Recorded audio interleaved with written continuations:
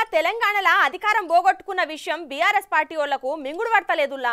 వాళ్ళ పార్టీలున్న పెద్ద నాయకుల కాంచి చోటా మోటా లీడర్లు సుతా గవ్వే వట్టి ముచ్చట్లు చెప్పుకుంటా కార్యకర్తలను కూకన్ మోసం కర్రచ్చుకొద్దేగోతో తామేకవనా. మొదటిసారి బీఆర్ఎస్ ఎమ్మెల్యేగా గెలిచిన కల్వకుంట్ల సంజయ్ అన్న గెలిచినాక మొదటిసారి మాట్లాడనీకే మీడియా ముంగట్టుకు వచ్చిండుల్లా. అబ్బా అన్నా నీ లెగ్గిపోవే, మొదటిసారి బీఆర్ఎస్ కెళ్ళి పోటీ చేసి గెలిచినావు, పార్టీ అధికారంలో లేకుండా పోయింది. కోరట్ల నియోజకవర్గంలోని 4 మండలాల సర్పంచుల ఆత్మీయ సమ్మేళన సమావేశంలో మాట్లాడిండు సంజయ్ అన్న. మరి ఏం మాట్లాడిండో ఇందాం పారే. నమస్తే సంజయ్ అన్న. గత 5-10 ఏళ్లలో వచ్చిన ఫండ్స్ కానీ జరిగిన పనులు కానీ మళ్ళీ భవిష్యత్తులో జరగవు. ఏంది భవిష్యత్తులో జరగవా అంటే వచ్చేసారి మీరు అధికారంలోకి రారు అని చెప్తున్నావు అంతేనా అన్న? ఇక లాస్ట్ ఇయర్కి మీకు తెలుసు, కరోనా వచ్చినాకనే మన బిల్లు కష్టాలని మొదలైనంటే కరోనా వచ్చినాకనే కష్టాలు మొదలైనాయి. కరోనా వచ్చి మాసు వంటి మధ్యతరగతి కుటుంబాలకు కష్టాలు వచ్చినాయి గాని మీకేమొచ్చినాయి తియ్యి? మీ అందరికీ కూడా తెలుసు, మీ అందరి అనుభవంలో ఉంది. కేసీఆర్ గారి యుగం ఇది స్వర్ణయుగం. నిజం చెప్పాలంటే కేసీఆర్ గారి యుగం స్వర్ణయుగం. ఏందన్నా మళ్ళోపారి చెప్పా ముచ్చట? మీ అందరికీ కూడా తెలుసు, మీ అందరి అనుభవంలో ఉంది.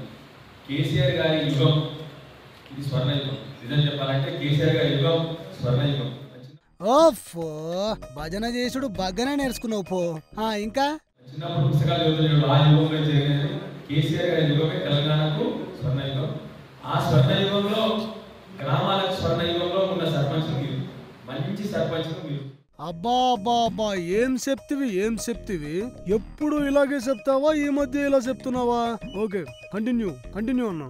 అంటే నేను కాంగ్రెస్ వాళ్ళ రాజకీయం బాగా దగ్గర చూస్తున్నా, ఈ మధ్య దగ్గర చూస్తున్నా, ఇప్పుడు దూరం చూస్తున్నా, దగ్గర చూస్తున్నా. నిజం చెప్పాలంటే మన పార్టీ సర్పంచులకున్న నిజాయితీ, మన పార్టీ సర్పంచులకున్న రెస్పాన్సిబిలిటీ, జిమ్మేదారి కానీ వాళ్ళకి లేదు. వాళ్ళకి కేవలం పదవులు, అలంకరణ, పదవులు అంటే వాళ్ళే కాదు, వాళ్ళ తప్పు కాదు, వాళ్ళ నాయకుడు అట్లే ఉంది.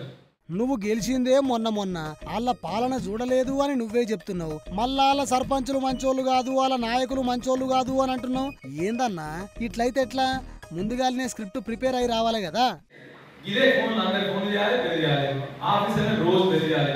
ఇట్లాంటి మనుషులు వాళ్ళు కాబట్టి దయచేసి మీరు ఎవరు కూడా భయపడాల్సిన అవసరం లేదు. ఎవరు ఫోన్లు చేసి బెదిరిస్తారో అందరికి తెలుసులే అన్నా.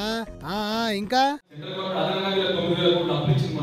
మొన్ననే కేంద్ర ప్రభుత్వం వీళ్ళకు 9,000 కోట్లు అప్పు ఇచ్చింది. దేనికి తెలుసా వీళ్ళు ఒప్పుకున్నది? రైతులకు మీటర్లు పెడతారు. మరి ఏం చేద్దామా మనం? వాళ్ళు తల మంచుదామా చెప్పు, ఏం చేద్దాం మనం? జెండా బట్టి ఆ మీటర్ తీసుకొని అన్ని ఆలింటికి గడగలుగుతాం. మీటర్లు తీసుకొని ఊరుకుందాం. మీటర్లు పెడితే ఏమైతే మనకి రైతులంతా మనకి అయ్యా సంజయ్ అన్న, మోటార్లకు మీటర్లు పెడతలేము అని ఒక పక్క మంత్రులు Konda Surekha madam, Uttam Kumar Reddy sir, Komatireddy Venkatreddy sir గొంతు పోయేటట్టు చెప్తుంటే మీ మెంటల్లా దిమాక్ ఎక్తలేవా ఏంది? చెప్పినంత వరకు చాలు గాని ఇక పో నాయనా, నీకు దండం పెడతా.